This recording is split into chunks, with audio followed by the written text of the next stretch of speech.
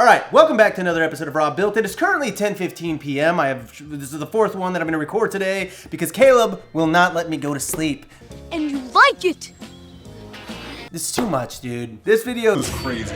Get ready, because you're about to be like, oh my God, what happened, dude? Are you okay? Do you still want to host on Airbnb? And I'm going to be like, I've seen some things. This one's the first. This one's the first for Daddy Rob, for Papa Rob of the Rob Mom. And it's the story of, I've told an intruder story before, and that one didn't pan out to really be an intruder. But this story pans out a little differently. Okay, let me set the mood. Let me set the story. Give me a little sound effect. No, not that one. A little too mystical. A little too serious. A little too eerie. A little too enchanting. A little too whimsical. I quit. So I invite my neighbors over to my house. You know, we're kind of doing this, hey neighbors, should we actually be friends? And they're like, no, why not? And I'm like, all right, cool, come over for drinks. And I'm like, great. So they come over. Me and my wife are drinking drinks. We're making wine. We're making it. Just from growing the grapes and we're stomping them and we're making we're pouring wine. We're drinking. We're laughing. We're having a good time. Then I get a message from an Airbnb guest. All right. Message reads, hi, can I have a number to call? There's an issue I need to speak to you about. We try to call them. Brenna, my assistant, calls and says, hi, Jenna. I just tried calling you and left you a message. Feel free to call me back. And then Jenna, that's her name for the story, says, we called 911. We think there may be an intruder in the house. You can call now if you want. And Brenna says, oh my God, what makes you think that?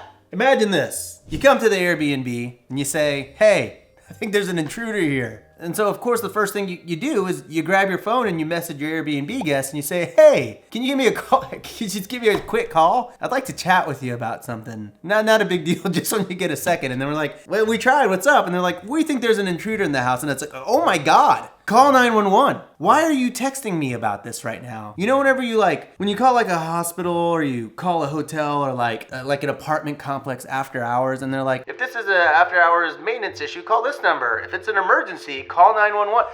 That's this instance. Like, why are you texting me right now, Jenna? There's an intruder in your home in the same vicinity trying to hurt you, possibly. Don't text me. Have I driven home this point enough? They just call the cops. I'm having charcuterie with the neighbors and they're like, what's wrong? Is everything okay? I'm like, oh, just another Friday night. Guest says there's an intruder in the house. And they're like, oh my God, what? And I'm like, oh yeah, probably not true. And they're like, what?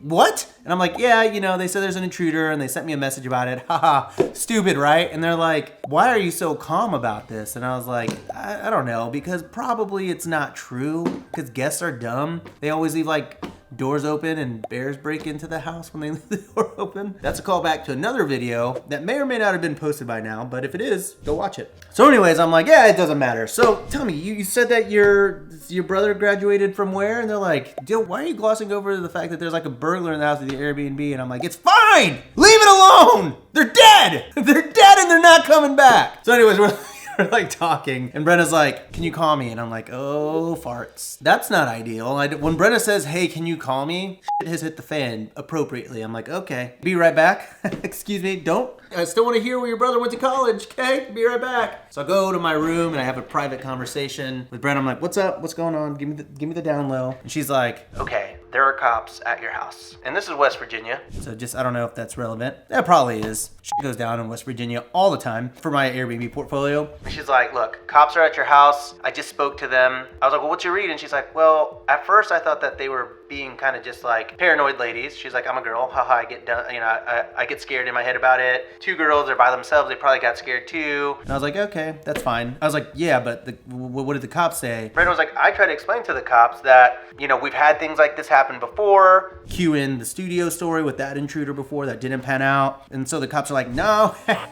listen, we talked to your guests and story checks out. They're pretty level-headed. We spoke to them. They seem like really competent people, and so we have reason to believe that there actually was an intruder in your house. So apparently what happened was they left the house, and when they came back, the basement light was on. They were kind of freaked out because they were like, we didn't even go into the basement, so why would the basement light be on? As soon as they get into the house, they're very cautious. They flip on the lights, the lights in the basement flicker. And they get super freaked out because there's a good chance that there was someone in the basement flickering the light to basically signal someone in the woods to like, I guess not come into the home or to like run away kind of thing. We fast forward, the cops were like, listen, I'm sorry, we got to get the K9 units out here. We're gonna go on a manhunt in the woods. We're gonna try to find the perpetrators. That's what we do, that's protocol here. And then Brenna's like, oh my God, okay, let me know what you need from me. And then this idiot cop, I have lots of respect for cops, but this specific one was an idiot because he was like, oh God, so dumb. Cop says, yeah, do you have an LLC? I hope you do, because just gonna say, there could be a lawsuit involved, all right? So I'd probably think about lawyering up. Lawyer up for what? No one was hurt. Nothing got stolen. This is like, no one was even proven to be in the house. Nobody. And the cop's like, hey pal, you got a lawyer? You might as well call him, because I've recommended to the lady she should contact a lawyer and there's gonna be a lawsuit. And I'm like, not your job, bro. I'm sorry. How about you just stick to the things that are like within your knowledge base and you leave the legal stuff up to the lawyers. I'm over here yelling at Brenna. I'm like, what the hell? Why would he say that? And she's like, I don't know. She's like, I started to question him on that pretty quickly. Brenna was like, why would we need a lawyer? And then he kind of like backed off or whatever. I'm like, just shh. Go look for the man in the woods. Stop imposing like your vigilante lawyerism on me. Okay, bruh? Anyways, so I'm like, all right, well, anything else, Brenna? And she's like, no, that's it. They're gonna look for the guy. And I was like, all right, thank you. She's like, great. I'm like, sorry that this is happening on a Saturday night. Of course, it's always on a Saturday night. On Saturday night, dance. Hang up the phone, and I'm like, all right, this is just another Saturday night for me. I like walk in, I sit down, and then I'm like, so anyway, your brother, you went to college where? And then they're like, what was that about? But tell us everything. And I'm like, okay. Apparently the cops are at the house. They brought the K9 units. They're on a manhunt in the woods. And they're just like, how are you so calm about this? And I'm like, I don't know. Because of course there's a man in the woods, probably some perv, sniffing their shoes, running around, and this is just my luck. It happens. I don't know. It's probably the worst thing that's happened to me at this point. And now I'm like, do I need a lawyer? Like, I don't know. I'm not a lawyer. I would never be the one suggesting to get a lawyer. I was obviously had a point of view on what the cop should or shouldn't have said about lawyers. And now I'm like, well, shoot, I don't know. Do I? I'm like, what's the worst case scenario here? They sue me because they think they're MIDA? I don't know. Just so you kind of understand like the breakdown of this prop. That's short for property. So I've got a business partner in this property, and Brennan called me and I was like, can you call Johnny and just let him know? She was trying to get a hold of both of us. I was like a little bit more responsive. Johnny, my partner, was negotiating a truck at a dealership. He's getting all these texts, but he's like, I can't really deal with this right now. I'm sorry. And he didn't check. Whatever. No big deal. I get it. You're in the middle of something. Messages are going off. You see your partner on the thread. And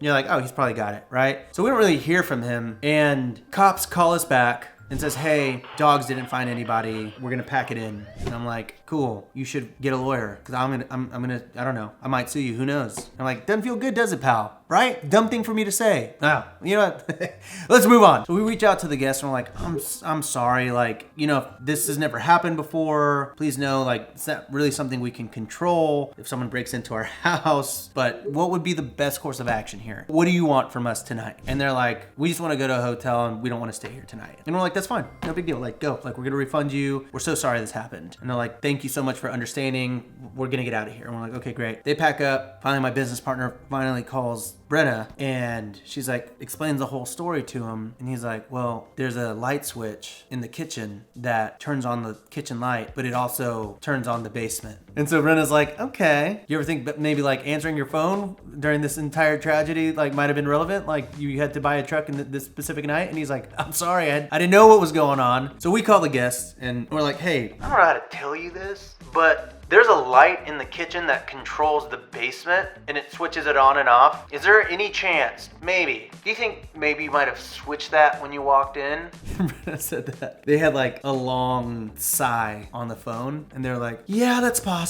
And we were like, okay, because that's probably what happened. And they were like, yeah. And we're like, okay, have a good night. Enjoy the hotel. And they're like, thank you so much for understanding. We're sorry. We're dumb kind of thing. Like, all right, cool. Here's a silver lining. Here, let me read you the review that came out of this, all right? Old Jenna here says, really nice cabin and the location is pretty close to a couple of cute towns nearby. Highly recommend the bike trail and the county inn for dinner in town. If you'd like to sleep in, I'd recommend bringing a sleep mask as several of the bedrooms have skylights. For stars. 4 stars. Here's what really gets me. They left us a 4-star on the value. We gave them the night back for free. They paid half price for the reservation. They didn't even stay. It was a courtesy that we gave them the money back when it was their fault. We lost money because they walked in and they turned on a light switch and they were like, there's an intruder, let's call the cops. But first, let's message the Airbnb host. We give them their money back and they're like, 4 stars for the review. 4 stars for the trouble, for the concept that maybe there was an intruder. We don't know if there was or wasn't. We still don't know to this day. 4 stars. And that, my friends, is one of those situations where, you know, and you know what, here's what it all comes down to. They were never gonna leave us a 5-star. Are you kidding me? After everything that happened, after their night, after the cops, the K9 units show up, they're in their head. They find out that they were kind of dumb the whole time. They had already ruined this trip for themselves. This whole trip is ruined. There's no way we could have gotten a 5-star. And that, my friends, is the lesson, is that you can do everything right, and sometimes stuff is gonna go wrong, and it won't be your fault at all, and you just may not get that 5-star review, no matter how quickly you act, no matter how good your customer service is, no matter if you refund people. It's just part of the business. And this is all a bit, right? Like all of it, I'm obviously like being big here. Like, you know, I'm genuinely frustrated by the whole situation. The cop genuinely really annoyed me. And yeah, obviously I'm like really frustrated that she left us a 4-star review because she's dumb. But at the end of the day, you really can't win them all on Airbnb, and you got to be all in the Airbnb game for the 5-star reviews. All right, you're gonna get 4 stars, you're gonna get 3 stars. Sometimes you get 2. Every so often you'll get 1. You know, I've gotten a couple 1-star reviews for things that weren't my fault. And as much as I want to let that bring me down and ruin my day, I then go and I read all the 5-star reviews and I look at all the memories that it helped people create with their families, and I'm like, yeah, you know what, it was all worth it. Every so often you'll have a faux intruder story where people say that there's an intruder in your home, and really it was just them in their head. But you know what? At this point, I've hosted thousands of people. Stuff's gonna go wrong all the time, but that's the fun of it. It really is. And I wasn't freaking out at all when this was happening. Honestly, the people I was hanging out with, they were more like worried about this than I was, because it's just like, look, you do this long enough, you just have to remember that there's always a solution, or there's always an end to the situation. And in the end, it will all be okay. And you'll live another day to tell the whole story on YouTube. All right?